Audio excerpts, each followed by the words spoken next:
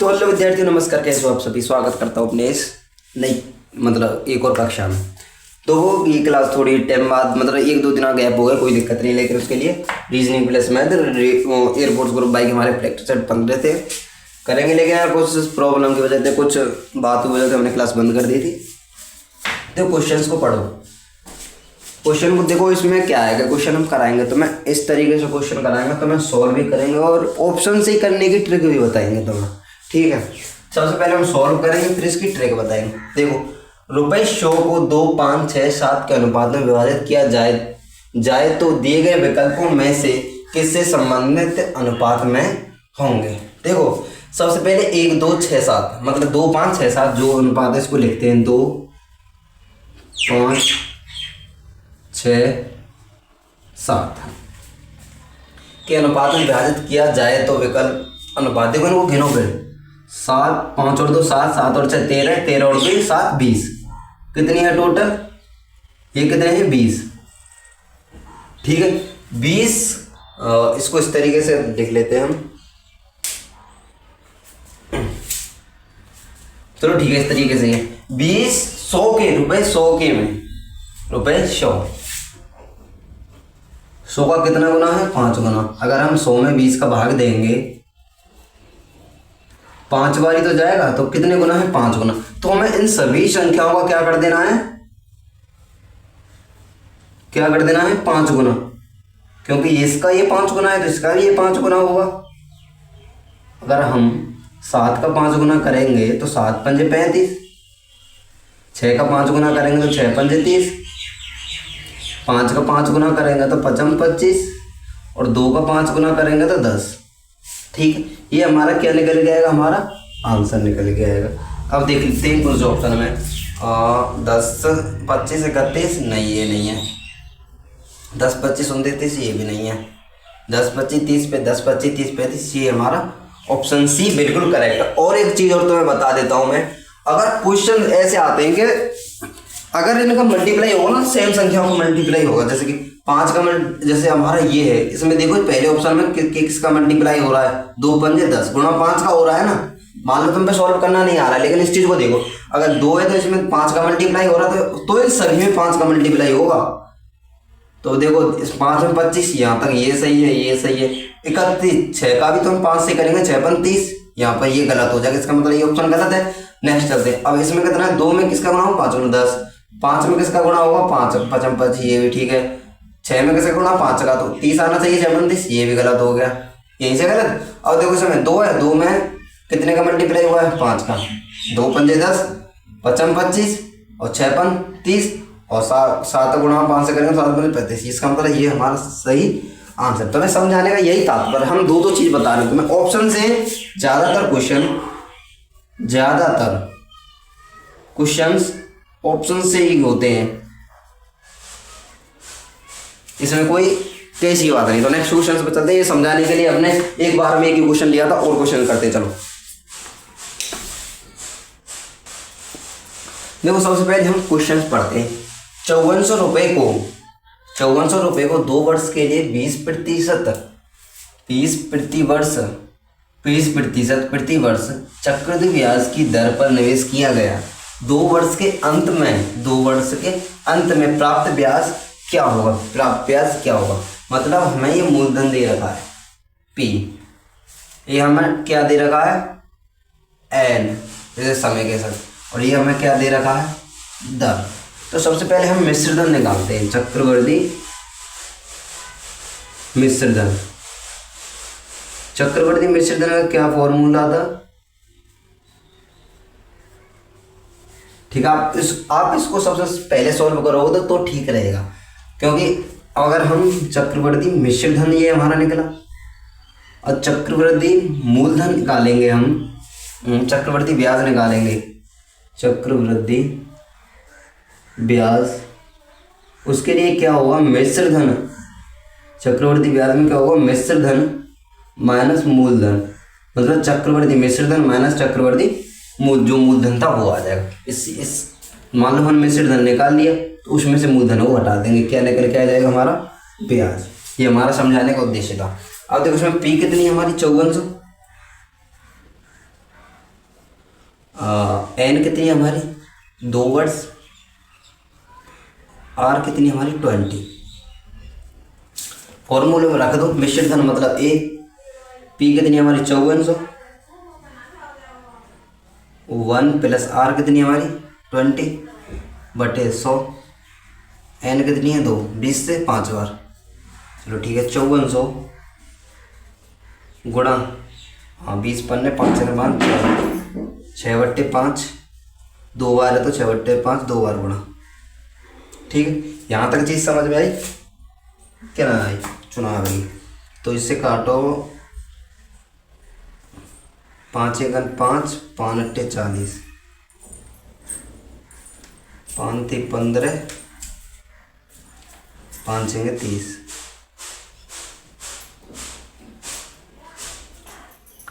5 थे 15, 5 छेंगे 30, 6 छेंगे 36, 36 गुणा 36, 36 गुणा 36, 36 गुणा 36 निकल के आएगा हमारा,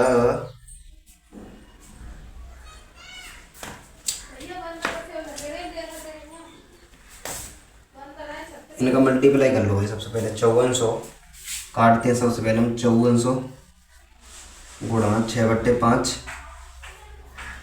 गुणा 6 बट्टे 5, 5 से कारो, 5 एकन 5, 4, 5 एकन 5, फिर 0, 5 अट्ठे 40, सही है। अब ठीक है, ठीक है, 5 दूनी 10, 5 एकन 5, 5 छेंगे 30, अब ठीक है, ठीक है।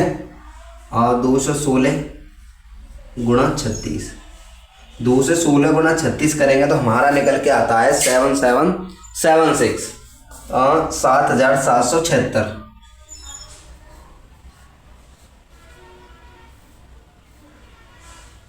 7776 हमारा क्या निकल के आया? मिश्र धन। एक एक चीज को बड़ी हो,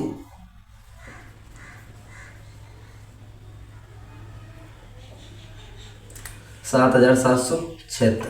मूलधन क्या था हमारा? 5400। मूलधन क्या था हमारा? 5400। ब्याज निकालने के लिए क्या करते हैं हम? मिश्र धन में से क्या करते हैं? मूलधन को हटा देते हैं। मिश्र धन हमारा 6 7 3 2। ब्याज कितना निकल के आया हमारा? 2376। ब्याज कितना निकल के आया हमारा? 2376 रुपये। क्वेश्चन समझ में आ रहा है नहीं? बताओ।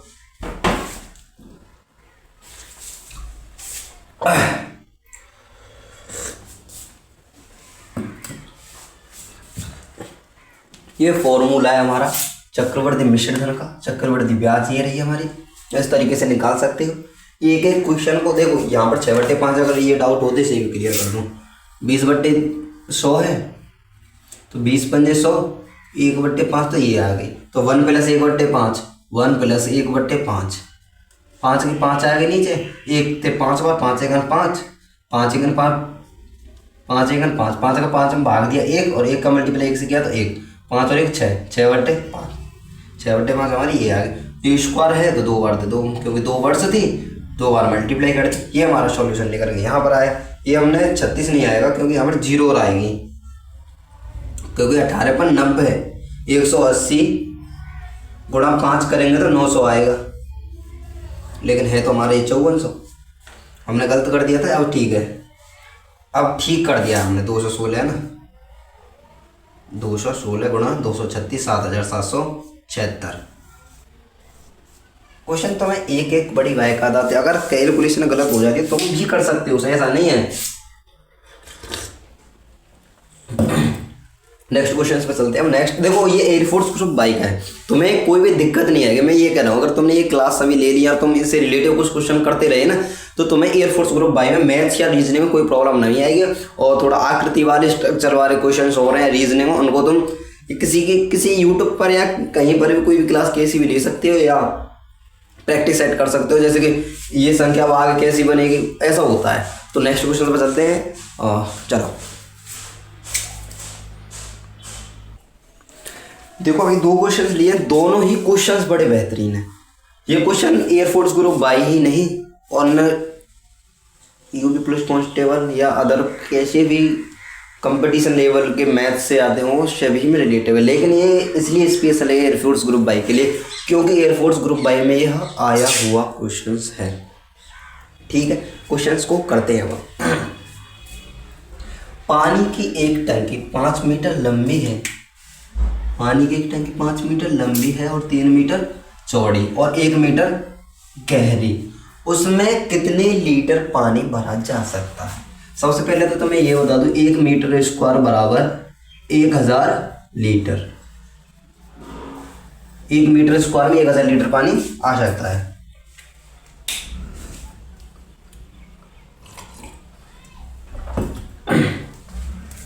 तो उसमें कितना पानी भरा जा सकता है, इसका मतलब ये क्या है, लंबाई चौड़ाई और गहराई हमें दे रखी है, तो इसको क्या निकालना हमें, आयतन, टंकी का आयतन, टंकी का आयतन, लंबाई गुणा चौड़ाई गुणा ऊंचाई।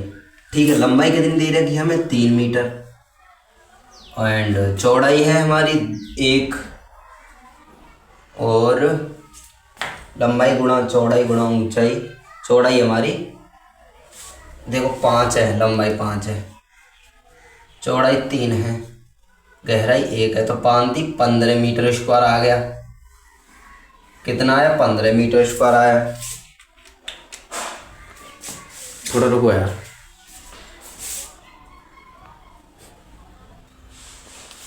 चलो ठीक है, हो गया।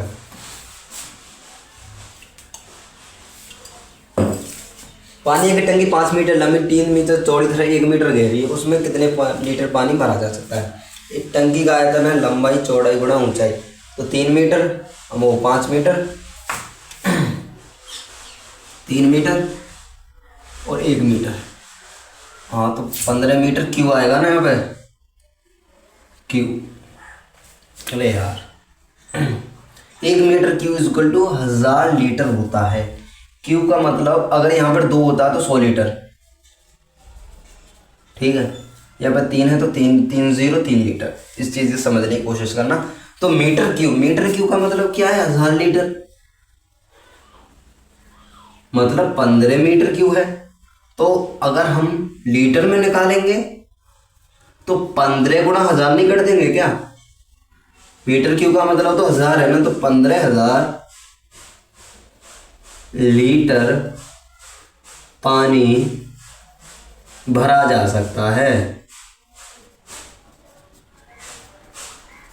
ठीक है, कोई दिक्कत है क्या है भाई? और तो इस क्वेश्चन को देखो, 100 मीटर लंबी रेलगाड़ी, रेलगाड़ी कितनी लंबाई है, 100 मीटर। ठीक है, जो 57 किलोमीटर प्रति घंटा की चाल से चल रही, जो 57 किलोमीटर प्रति घंटा की चाल से क्या कर रही है, चल रही है। एक प्लेटफॉर्म को 39 सेकंड में, एक प्लेटफॉर्म मान लो ये है हमारा, कितना 39 सेकंड में पार करती है, तो प्लेटफॉर्म की लंबाई, हमें प्लेटफॉर्म की क्या बतानी है, लंबाई। इसके लिए क्या कहते हैं, लंबाई का मतलब क्या होता है इस रेलगाड़ी वाले क्वेश्चन में, दूरी कहते हैं इसको, लंबाई को। अगर प्लेटफॉर्म की लंबाई x है तो ये रेल की लंबाई और प्लेटफॉर्म की लंबाई क्या जुड़ जाती है। तो सबसे पहले हम क्या लगाते हैं, चाल इज इक्वल टू दूरी बट्टे समय। फॉर्मूला तुम्हें पता ही होगा, चाल इज इक्वल टू दूरी बट्टे समय। जो क्वेश्चंस का जो आंसर है ना, वो हमारा पता है किसमें दे रखा है, वो दे रखा है मीटर में, मीटर प्रति सेकंड में। मतलब मीटर में दे रखा है तो इसका मतलब ये हमें मीटर में कन्वर्ट करने, चाल कितनी हमारी 57 किलोमीटर प्रति घंटा को मीटर प्रति सेकंड में कन्वर्ट करने के लिए कितने में मल्टीप्लाई करेंगे, 5/18 5/18 गुणा 5/18। दूरी कितनी, प्लेटफॉर्म की हमने x मानी और रेल की हमारी 100 मीटर है ही है। समय हमारा 39 सेकंड है। और क्या चाहिए भाई, इससे काट दो, ये 6 तिया ये 13 3 39। ठीक है भाई, इसको कर लो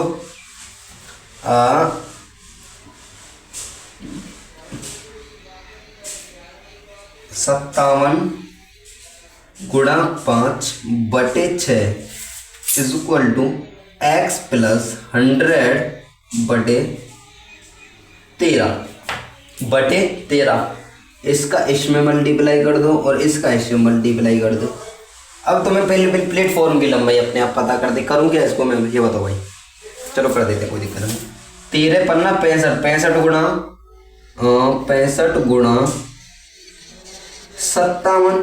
57, 65 13 पन्ना 65, 65 गुणा 57 इज इक्वल टू 6x, 6 का मल्टीप्लाई किया 6x प्लस 600, सोचेंगे 600, इनका मल्टीप्लाई कर लो 65 गुणा 57, 65 गुणा 57 का देखो यहाँ पर प्लस है हमारी, मल्टीप्लाई तुम खुद करना है यार। 65 गुणा 57 का माना हमने 7 पंजे 35, 7 पंजे 35, 7 छिंग 42 और 2 42 और 3 45, 42 और 3 45 एंड 5 25, 5 छिंग 30 और 2 32, 5 10 7 3 3705 इसका आ गया। तो 3705 is equal to 6x plus 600, इसको इधर ले आओ, प्लस की माइनस में आ जाएगी। तो 6x वो 3700 में से 600 घटा दो, ये वाली पक्षांतर किया ना हमने, तो 5013, 5013, तो 6x is equal to 6x, क्योंकि ये इज इक्वल टू इसमें से ये घट गया, तो x इज इक्वल टू कितना है, x इज इक्वल टू 3105 बटे 3105 बटे क्या है 6 35, ये हमारा आंसर आ गया। यही हमारा क्या है, आंसर है। कैलकुलेशन इसमें थोड़ी वैसी है, लेकिन ऐसी कैलकुलेशन ऑप्शन ही ऐसा आया होगा, ऐसी दिक्कत नहीं, ऑप्शन ही हमारा यही आया है। क्वेश्चन को समझो, सबसे पहले समझने की यहाँ तक है क्वेश्चन, सिर्फ यहाँ तक, उसके बाद तो कैलकुलेशन है। कैलकुलेशन तो आप कर ही लोगे। यहाँ तक आपको समझ में आया था या नहीं? फॉर्मूला क्या था, चाल इज इक्वल टू दूरी बट्टे समय, चाल कितनी हमारी 57, किलोमीटर प्रति घंटा को मीटर प्रति सेकंड में बदलने के लिए 5/18 से मल्टीप्लाई, जो कि हमने चाल इज इक्वल टू इतने कर दिया। प्लेटफॉर्म की लंबाई हमने x मानी, माना प्लेटफॉर्म, अगर हम थ्योरिकल लिखते तो माना प्लेटफॉर्म की लंबाई x है, x प्लस ये हमारी लंबाइयाँ दोनों जुड़ जाती हैं। ट्रेन की लंबाई प्लेटफॉर्म की लंबाई अगर होती है तो ट्रेन और उसकी लंबाई जुड़ जाती है, तो x प्लस ट्रेन की लंबाई कितनी थी 100 बटे 339, क्योंकि 39 सेकंड है ना। देखो एक क्वेश्चन तो मैं और बताता हूँ, 152.5, अब इसको 100 को ना 152.5 मीटर, और इसका जो आंसर आप बताना x इज इक्वल टू 465 आ रहा है। तुम ये बताना तुमने कितना करेक्ट किया भाई। मैंने तो भाई ये क्वेश्चन थोड़ा बदल दिया, उसकी दूरी का मतलब ट्रेन की लंबाई का 152.5 कर दिया है ना 100 से। चलो ठीक है, नेक्स्ट क्वेश्चन में चलते हैं। नेक्स्ट क्वेश्चन को करेंगे, और मैथ के ज़्यादा क्वेश्चन नहीं है, लेकिन तुम्हें बवाल मचा दोगे यार, 8-9 क्वेश्चन बहुत होते हैं। देखो क्वेश्चन पढ़ते हैं। मोहित शर्ट के एक जोड़े को 11% हानि पर बेचता है। यदि उसने उस जोड़े के लिए 300 रुपये का भुगतान किया, भुगतान करना या लागत मूल्य, उसको हम क्रय मूल्य कहते हैं। भुगतान करना या लागत मूल्य आ जाए तो उसको क्या कहते हैं, क्रय मूल्य कहते हैं। चलो किया, तो उसने उन्हें कितने में बेचा, मतलब बेचने का मतलब तो तुम्हें पता है, विक्रय मूल्य, जो कि हम हर बार बताते आ रहे हैं। जोड़े को 11% हानि, कितने की है 11% हानि पर बेचा, तो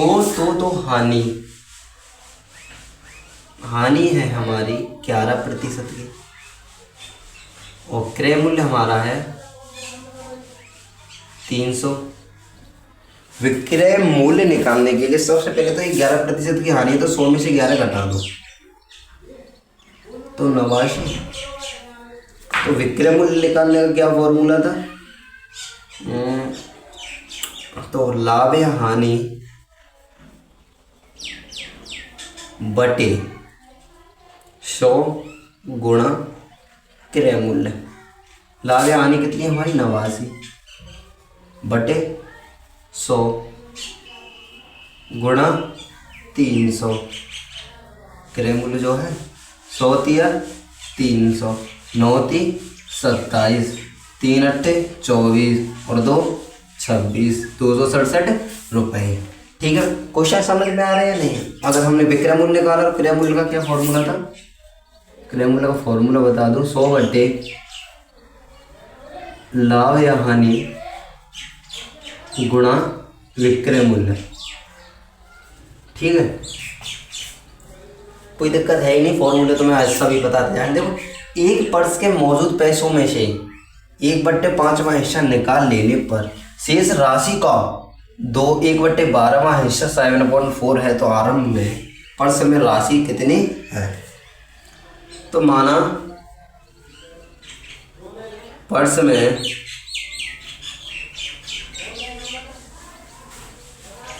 आरंभ राशि जो है x मानी, तो उसमें से 1/5वां हिस्सा निकाल लिया है। मान लो x है, उसमें से 1/5वां हिस्सा निकाल लिया, तो 1/5वां हिस्सा का मतलब इसमें भी 1/5 में x का गुणा। तो एक को उठाकर ऊपर हम x लिख सकते हैं। ठीक है भाई, क्योंकि 1/5 है, इसका गुणा x है, तो x/5। ऊपर 1 है ना, इसलिए x/5 का हमने प्रयोग कर लिया है।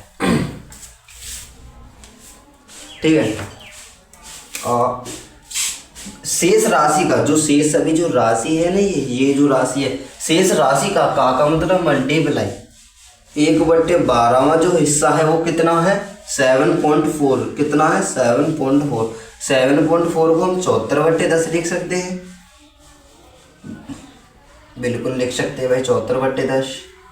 चलो ठीक है, तो 5x minus 4x, 5x minus x is equal to 4x/5, 4x/5। चलो तो मैं करके दिखा देते हैं।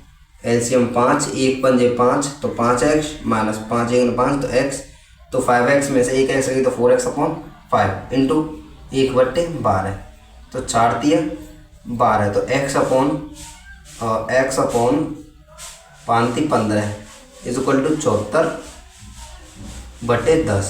तो x का मल्टीप्लाई 10 में और इसका मल्टीप्लाई इसमें, तो 74x मतलब 10x इज इक्वल टू 74 गुणा 15, और x इज इक्वल टू 74 गुणा 15/10। ये 3 पंजे, ये 2 पंजे, 36 दूनी 37 दूनी 74, तो 7 × 21, 3 तिया 9 और 2 11, 3 तिया 9 और 2 11। क्या निकल के आई? जो प्रारंभिक राशि थी, तो प्रारंभिक पर्स में राशि वो कितनी है हमारी? 111 रुपये।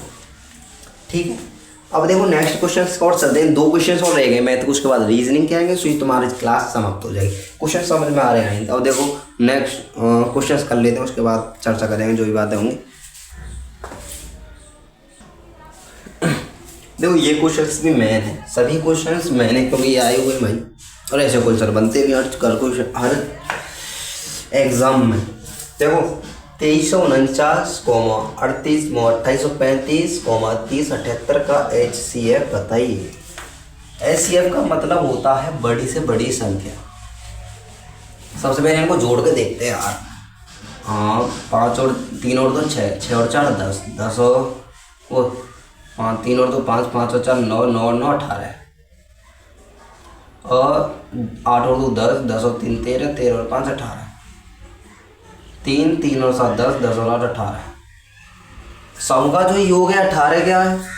18 जो है 3 से भी डिवाइड है, 9 से भी डिवाइड है, और 6 से भी डिवाइड है, और 2 से भी डिवाइड है। ये चीज़ समझ रहे हो? भाज्यता का नियम किसने पढ़ा है भाई? भाज्यता का नियम, ठीक है, भाज्यता का नियम पढ़ा है। तो इसमें बड़ी से बड़ी संख्या देखो इन सभी में जो कि 18 से डिवाइड हो। सबसे नहीं भाई 81 है,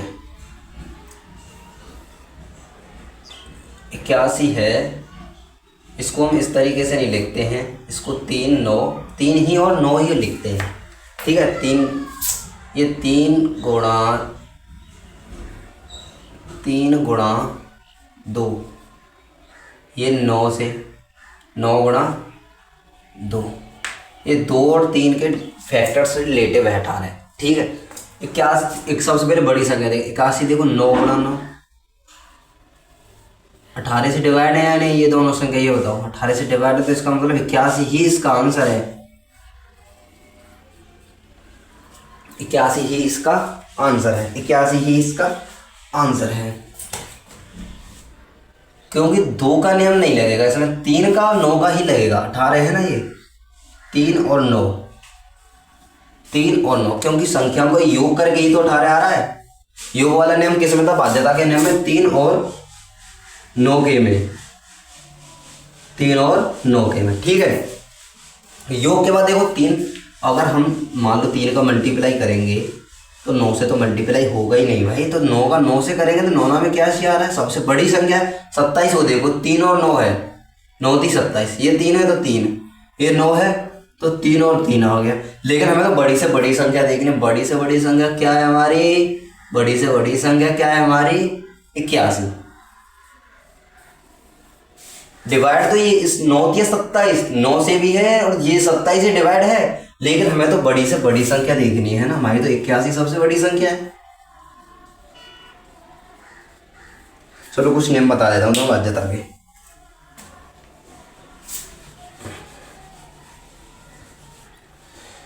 पहले इस क्वेश्चन को कर लेते हैं, उसके बाद भाज्यता के नियम बता देंगे, कोई दिक्कत नहीं यार। हमें क्या है, एक पासे को एक बार फेंकने पर एक अभाज्य संख्या करने की प्रायिकता क्या है? एक अभाज्य संख्या प्राप्त करने की, एक पासे को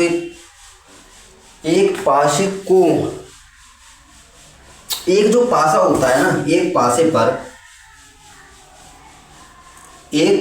पर 6 संख्याएं होती हैं, 6 संख्याएं होती हैं जो कि 1 2 3 4 5 6, यहाँ तक क्लियर। एक पासे पर 6 संख्या होती हैं और वो फेंकने पर एक अभाज्य संख्या प्राप्त करने की प्रायिकता, भाज्य संख्या 2 है, 3 है और 5 है। कितनी संख्या है हमारी? 3 है। और वैसे टोटल संख्या कितनी थी? 6 थी। तो टोटल को नीचे और जो भाज्य संख्या कितनी? 3 है, 3 दूनी 6, तो 1/2, 1/2, 1/2, 1/2 प्रायिकता है, ठीक है। समझ में आई नहीं भाई? देखो अगर पूछता संख्या आने की प्रायिकता, मतलब पासे में संख्या आने की प्रायिकता होती तो ये इसमें 6 की 6 1 है, जो भी निकल के आती। ठीक है भाई, समझ में आया नहीं? ये बताओ, 3 संख्या दी है ना, मैं भाज्य संख्या पूछा है। अगर पूछता 5 प्राकृतिक संख्या आने का तो 5/6 हो जाता, कोई दिक्कत नहीं लेनी भाई। 3 संख्याएं तो 3 ले ली हमने। अब देखो भाज्यता का 2 से विभाज्य, 2 से विभाज्य के लिए अंतिम संख्या क्या हो? 0 या कोई सम संख्या, अंतिम जो संख्या जिसे हम इकाई अंक कहते हैं, इकाई अंक, ठीक है। 3 से सभी संख्या का योग 3 से डिवाइड हो, उसे 3 से 4 से इकाई तथा दहाई संख्या को भाग देने पर, इकाई और दहाई संख्या को मान लो, इकाई और दहाई संख्या को भाग दोगे, जितने भी शेष आएगा ना वो 4 का ही है। 5 में क्या होता है? अंतिम संख्या मतलब इकाई अंक, इकाई अंक 0 या 5। 6 में क्या होता है 2 गुणा 3, 2 का हमें नियम पता है, 3 का पता है, ठीक है। 7 में क्या होता है, 7 का इतना सरल नियम नहीं है क्योंकि पहली संख्या का दोगुना माइनस जो बची संख्या होती है। अब 8 का क्या है, 8 में जैसे हमारा 4 में था ना इकाई और दहाई, 8 में क्या है इकाई, दहाई और सैकड़ा, 3 संख्याओं में भाग। 9 का क्या है, 9 में योग, 9 में योग, 9 में योग, वही जो 3 वाला नियम था, हाँ योग, सभी का योग, ऑल ऑफ, सभी का योग। अब तुम ये कहोगे भाई 3 में भी योग, अब मान लो आ जाए 3 और 3 आ जाए, अब भाई ये 9 से थोड़ी ना डिवाइड है, 3 और 3 6, 3 और 3 6, 3 और 3 6, लेकिन ये 3 से तो डिवाइड है, यही अंतर है। क्योंकि अगर बड़ी संख्या आ जाए 8 और 9, 8 और 1 आ जाए, ये 9 से भी डिवाइड और 3 से भी डिवाइड, इस तरीके से कह सकते हो आप, ठीक है। 10 का क्या है, अंत में संख्या, अंतिम संख्या जिससे न आ जाए। 11 में क्या है, विषम संख्या तथा सम संख्याओं का अंतर जो भी है योग निकल के आए वो 0 या अंतर जो है 0 या 11 का से विभाजित संख्या है। तो हमने यहाँ तक बड़ी ही अच्छी तरीके से क्लासेस को संपूर्ण किया है। और ये बताओ भाई रीजनिंग के क्वेश्चन कराएं क्या, रीजनिंग क्वेश्चन हम नहीं कराएंगे भाई, तुम करो, पहले लिख दूँ यार, रीजनिंग के क्वेश्चन लिखूँ यार, रीजनिंग के क्वेश्चन खाली लिखूंगा मैं, तुम्हें करने भाई, जिसने कर दिया भाई, थोड़ी बहुत तो तैयारी चल रही है उनकी भाई की, थोड़ी बहुत का यार जो आए हुए क्वेश्चन है ये तो मैं खुद से थोड़ी ना बना रहा हूँ भाई, जिसने भी कर दिए ना वो बढ़िया, जय श्री राम, अच्छी तैयारी चल रही है उस भाई की। देखो क्वेश्चन क्या है, 3 5 8, 3 5 8 पहला क्वेश्चन है, 3, 5, 8, 13 21 34 55, 13 21 34 55। इसमें पूछ रहा है नेक्स्ट जो संख्या है वो क्या आएगी, नेक्स्ट संख्या ये क्या, 2 और 3 5, हाँ नेक्स्ट संख्या, चलो ठीक है 3 है ना। और देखो सेकंड क्वेश्चन क्या, सेकंड क्वेश्चन को बोल के बताता हूँ। एक कैदी ने उससे मिलने आए लड़के का जेलर से परिचय कराते हुए कहा, आराम से पढ़ रहा हूँ मैं, एक कैदी ने उससे मिलने आए लड़के का जेलर से परिचय कराते हुए कहा, मेरा कोई भाई या बहन तो है नहीं, मेरा कोई भाई या बहन तो है नहीं, यह लड़का मेरे पिता के पुत्र का पुत्र है, यह लड़का मेरे पिता के पुत्र का लड़का, मेरे पिता के पुत्र का लड़का, मेरे पिता के पुत्र का लड़का, मतलब पुत्र, अरे यार इसको तो मैंने बता दिया, कोई दिक्कत ना है। चलो नेक्स्ट क्वेश्चन पे चलें। इसमें देखो क्वेश्चन इन्हें वो लिख दूँ मैं, 1 2 4 3, 1 2 4 3, 1 2 4 3, 34 52, 34 52 एंड 74 93, 74 93, ठीक है भाई 74 93, यहाँ पर है 50, यहाँ पर है 70 और यहाँ पर है हमारी x। ये हमारी रीजनिंग का क्वेश्चन है भाई।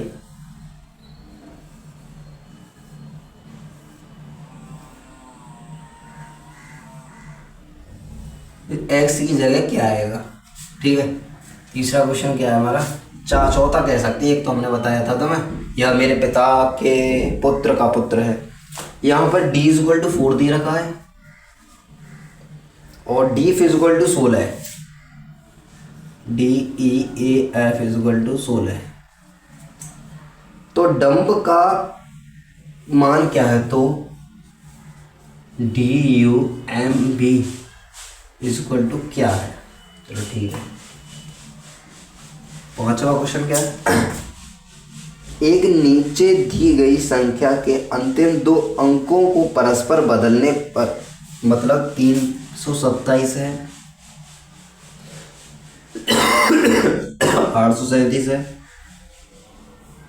भाई सॉल्यूशन मैंने भी नहीं किया और 976 है। देखो नीचे दी मतलब जो संख्या है ये है वो है, यदि नीचे दी गई संख्याओं के अंतिम दो अंकों को परस्पर बदलने पर, अंतिम ये दो संख्या है इनको परस्पर बदलने पर, चलो ठीक है बदल ही लें, सभी का आंसर ही करेंगे अब।